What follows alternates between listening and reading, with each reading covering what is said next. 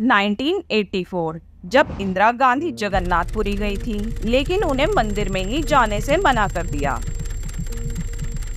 क्योंकि उनकी शादी फिरोज गांधी से हुई थी, जो कि पारसी थे।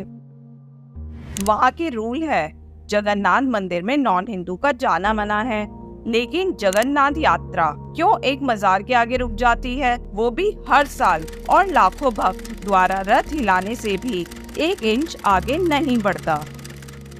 जगन्नाथ मंदिर की हर बात मिस्टीरियस से भरी है, जैसे हर 12 साल में से एक दिन पूरी जगन्नाथपुरी की इलेक्ट्रिसिटी कट कर देते हैं, ताकि जो ब्रह्म पदार्थ है यानी कि श्री कृष्ण का दिल वो दूसरी प्रतिमा में रख सके, और हवा की दूसरी डायरेक्शन में झंडे का लहराना, भगवान जगन्नाथ का 15 दिन बीमार होना, वहाँ का एक भी दाना प्रसाद का ना वेस्ट होना, मंदिर की शैडो ना दिखना, और मंदिर के ऊपर किसी भी पंछी का ना उड़ना कैसे पॉसिबल है। और भी कुछ मिस्टीरियस बातें हैं जो जानने को मिलेंगी इस वीडियो में।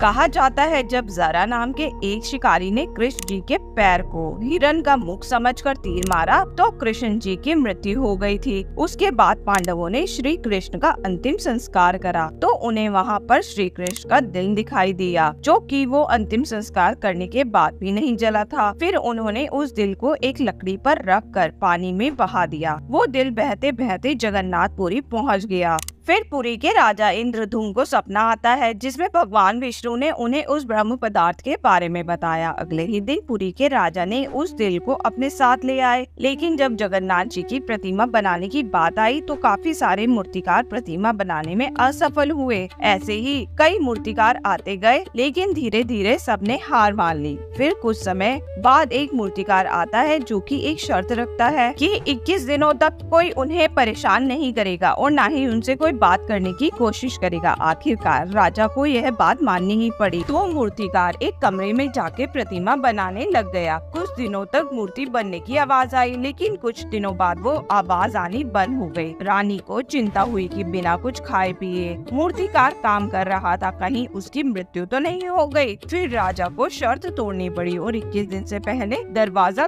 खोल दिया गया। फिर उन्होंने देखा कि वहाँ पर कोई मूर्ति बना ही नहीं रहा था, लेकिन वहाँ पर जगन्नाथ जी, सुभद्रा और बालभद्र की मूर्तियाँ रखी हुई थी, और वो मूर्तिकार और कोई नहीं विश्वकर्मा जी थे, जो कि अपना रूप बदल कर आए थे। फिर पुरी के राजा ने जगन्नाथ जी की मंदिर में स्थापना कर दी। जगन्नाथ जी की प्रतिमा बनाने की कहानी जान ली। क्या यह पता है आप सबको कि इस मंदिर पर कुल 18 बार अटैक किया गया। औरंगजेब ने 1692 ईस्वी में आदेश दिया जगन्नाथ मंदिर को तोड़ने के लिए। उस समय खुर्दा राज्य पर दिव्या सिंह देवा का शासन था। औरंगजेब का आदेश मानते हुए इकराम खान ने अपने भाई मसराम खान के साथ मंदिर पर अटैक कर दिया, और वहां के राजा लड़ने में असमर्थ थे और वह राजा एक स्थान पर छुप गए। नवाब खान ने मंदिर पर अटैक करना जारी रखा और यहाँ तक कि वो जगन्नाथ जी के सिंहासन पर भी चढ़ गया। एक के बाद एक भगवान की प्रतिमा को मां भगवती मंदिर में रख दिया गया। फिर 1699 में भगवान जगन्नाथ मंदिर में वापस लौट गए। इसके बाद भी मंदिर पर 17 बार अटैक हुआ है, जिसमें से एक यह स्टोरी थी।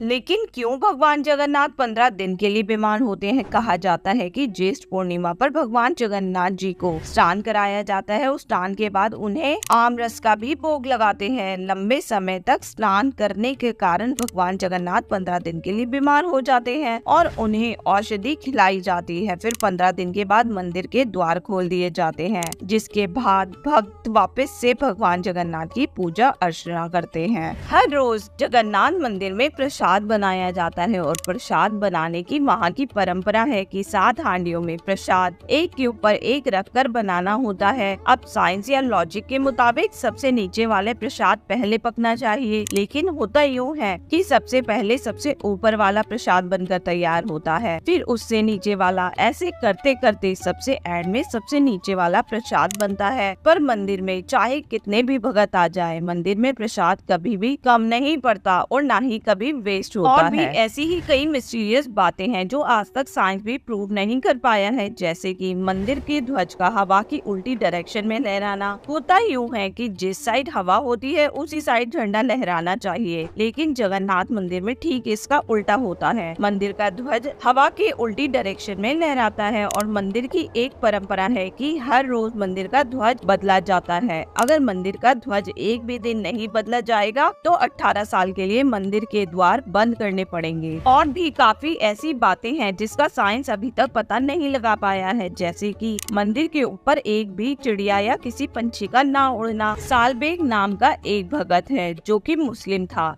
एक दिन वो जगन्नाथ मंदिर जाता है। नॉन हिंदू होने की वजह से उसे मंदिर में जाने नहीं दिया जाता। इसके बाद सालबेग काफी उदास होता है और सालबेग ने काफी इंतजार किया कि जब जगन्नाथ जी का रथ यात्रा होगी तब वो उनके दर्शन कर सकेगा। तो उसने उस रोड पर अपनी एक छोटी सी झोपड़ी बना ली। फिर रथ यात्रा शुरू हुई, लेकिन सालबेग को कहीं उस टाइम जाना पड़ गया। वह वहाँ आने से काफी लेट हो गया। वो फिर काफी दुखी हुआ कि वो भगवान जगन्नाथ जी के दर्शन नहीं कर पाएगा, लेकिन उसे सपने में जगन्नाथ जी आकर बोलते हैं, मैं तुम्हारा इंतजार करूंगा। फिर जगन्नाथ जी का रथ सालबेग की झोपड़ी के आगे रुक गया और सालबेग उनके दर्शन कर पाए। और भी काफी सारे चमत्कार हैं जो कि इस वीडियो में बताना पॉसिबल नहीं है। अगर आप इस वीडियो का सेकेंड पार्ट चाहते हो तो कमेंट करके बताइए और चैनल को सब्सक्राइब करना ना भूलें और कमेंट में जय जगन्नाथ जरूर लिखें। जय जगन्नाथ।